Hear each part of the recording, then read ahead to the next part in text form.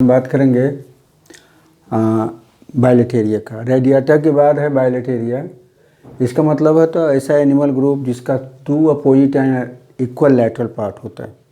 इसमें एक प्लैटिहेल्मिन्थेस यानी कि बॉर्म से लेकर के ह्यूमन बीइंग तक आते हैं। A group of animal appear with two opposite and equal lateral part is called Bilateria.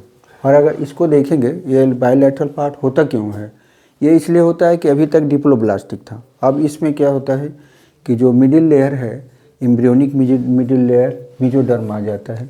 और ये मेसोडर्म आने के कारण ये क्या होता है कि इसका बॉडी रेडियल से बायलैटरल हो जाता है और इसीलिए हम उसको बाइलेटेरिया कहते हैं। अगर हम इसकी बात करें तो तीन तरह का होगा बाइलेटेरिया। अगर मेसोडर्मल लेयर में सिर्फ पेरेन्काइमटस सेल होगा जैसा कि इसमें है, यानी खास प्रकार का सेल होता है जो सिर्फ एसिलोमेट में पाया जाता और उसके बीच बीच में इंटरसेलुलर स्पेस है, तो उसको हम कहते हैं बाइलेटेरिया। और फर्स्ट फॉर्म ऑफ बाइलेटेरिया इसमें आपको आता है एसिलोमेट और इसमें दो फाइलम आता है, एक आता है प्लैटिहेल्मिन्थेस और दूसरा आता है रैंकोसिलिया। तो ये जो एनिमल ग्रुप है एसिलोमेट, इसमें क्या होता है ब्रेन आ जाता है, इसमें मसल्स आ जाते हैं, नर्वस सिस्टम आ जाता है, तो कई ऐसे सिस्टम इसमें अपीयर हो जाता है। तो खास करके प्लैटिहेल्मिन्थेस की बात करते हैं। ये प्लैटिहेल्मिन्थेस है जो डॉर्सोवेंट्रली फ्लैटेंड बॉडी होता है। यहाँ पर हम देखें डॉर्सल और वेंट्रल साइड से चपटा होता है क्योंकि बीच का जो लेयर होता है उसमें कोई कैविटीज़ नहीं पाया जाता। और एक ग्रुप है रैंकोसिलिया। रैंकोसिलिया में क्या होता है कि राइनस मतलब होता है नोज। तो यहाँ पे हम बात करें तो ये प्रोबोसिस है। प्रोबोसिस मीन्स सूंड। तो इसके लिए एक कैविटी होता है, बाकी बॉडी में कोई कैविटी नहीं होता। लेकिन बॉडी में क्या होता है tube with in tube structure जो आ जाता है, तो फर्स्टली ब्लड भी अपीयर हो जाता है। तो ये ग्रुप है, दोनों में बीच बीच में पेरेन्काइमटस सेल तो होगा लेकिन बीच में कोई लेयर नहीं बनेगा, चाहे वो दो कोई कैविटी नहीं बनेगा, चाहे वो 2 लेयर का हो या 1 लेयर का हो।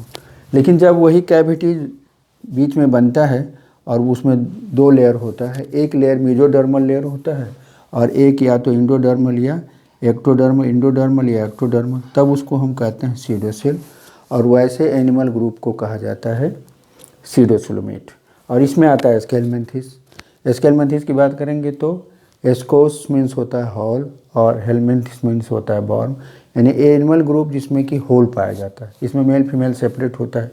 जबकि यहाँ हम बात करें तो ये जो होता है इसका स्कोलेक्स होता है या नेक होता है और ये पूरा जो पार्ट है ये सेगमेंटेड दिखता ज़रूर है, बट ये आफ्टर डेवलपमेंट यानी नेक से इसका डेवलपमेंट होता है, इसलिए इसको हम फॉल्स सेगमेंटेड कहेंगे। इसका मतलब है प्लैटिहेल्मिन्थेस हो चाहे रैंकोसिलिया हो, ये सभी अनसेगमेंटेड होता है। प्लैटिहेल्मिन्थेस भी जो होता है वो अनसेगमेंटेड होता है।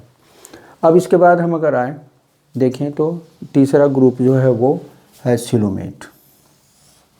सिलोमेट का मतलब ट्रू कैविटी आता है। एक तो डाइजेस्टिव कैविटी है जिसको हम इंट्रन कहते हैं और दूसरा कैविटी बीच में बनता है। ये जो बीच में बनता है वो 2 तरह से बनता है। एक तो एम्ब्रियोनिक गट से बनता है, ये जो बीच में टूटने से, सेल के बीच में टूटने से जब बनता है तो इसको हम साइजोसिलोम कहते हैं और एनिमल ग्रुप को हम साइजोसिलोमेट कहेंगे। लेकिन जब during development of gut embryonic condition में वहाँ से जब डेवलपमेंट होता है तो उसको हम इंट्रोसिलोम कहते हैं। यानी इसमें साइजोसिलोमेट में क्या होता है कि इसमें माउथ जो होता है वो पहले बनता है, यानी इसको हम और भी बोल सकते हैं प्रोटोस्टोमिया एंड डिट्रोस्टोमिया। तो इसमें माउथ पहले बनता है, एनस बाद में बनता है। और इसमें क्या होता है इंट्रोसिलोमेट में पहले एनस बनता है देन माउथ बनता है और इसीलिए इसको हम कहते हैं इंट्रोसिलोमेट। अब इसको हम देखेंगे तो इसमें भी 3 फाइलम है, एनिलिडा है, आर्थ्रोपोडा है, मोलस्का है। और ये एनिलिडा होता है जो रिंग लाइक बॉडी होता है। इसका मतलब एक्सटर्नल और इंटरनल सेगमेंट आ जाता है, इसमें आपको केचुआ वगैरह आता है। इस तरह से बॉडी होता है और इसमें सेगमेंट्स बन जाता है, यानी कि एलिमेंट्री कैनाल के ऊपर में इंटरनल और एक्सटर्नल सेगमेंट बनता है। तो उसमें अर्थवॉर्म है। आर्थ्रोपोडा की बात करें तो ज्वाइंटेड अपेंडेजेज पाया जाता है, एक्सटर्नली सेगमेंटेड होता है। कॉकरोच वगैरह में ऊपर से सेगमेंट पाया जाता है लेकिन अंदर में कोई खंड नहीं पाया जाता। एलिमेंट्री कैनाल के बाद भी ये कोई कैविटी, कोई सेपरेशन नहीं होता। यहाँ पे पूरा सीलोम सेगमेंटेड होता है, तो इसको हम कहते हैं आर्थ्रोपोडा। और मोलस्का का जो होता है वो भी अनसेगमेंटेड होता है, लेकिन बॉडी जो होता है काफ़ी सॉफ्ट होता है। बॉडी के ऊपर में कैल्शियम कार्बोनेट का एक लेयर होता है। तीन दोनों में क्या होता है, सीलोम रिड्यूस कर जाता है, बट इसमें जो सीलोम होता है वो एक्सटेंसिव होता है। तो ये तो भी इसको हम सिलोमेटी कहेंगे। इंट्रोसिलोमेट की बात करेंगे तो इसमें पहला जो फाइलम है इकाइनोडर्मेटा, फिर हेमिकॉर्डेटा, देन कॉर्डेटा।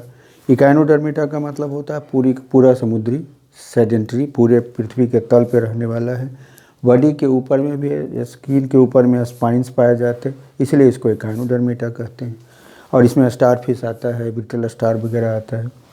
हेमिकॉर्डेटा की बात करें तो half chance of presence of notochord, यानी कि ये हम कह सकते हैं नॉन कॉर्डेट और कॉर्डेट के बीच का कनेक्टिंग लिंक है। इसका लार्वा में तो नोटोकॉर्ड होगा और एडल्ट जो होगा उसमें नोटोकॉर्ड गायब हो जाएगा। तो इसका मतलब एडल्ट जो होता है वो इन्वर्टिब्रेट के जैसा होता है। तो इसको हम कॉर्डेटा से बाहर ही रखेंगे। और फिर उसके बाद आता है कॉर्डेटा, यानी कॉर्डेटा में फिश लाइक एनिमल से लेकर के ह्यूमन तक होता है। तो कॉर्डेटा की बात करेंगे तो 5 कैरेक्टर होते हैं। प्रेजेंस ऑफ नोटोकॉर्ड है, प्रेजेंस ऑफ नॉट कॉर्ड है, वेंट्रल हर्ट है, पोस्ट एनल सेल है, फ्रेंजियल गिल सिल्ट है।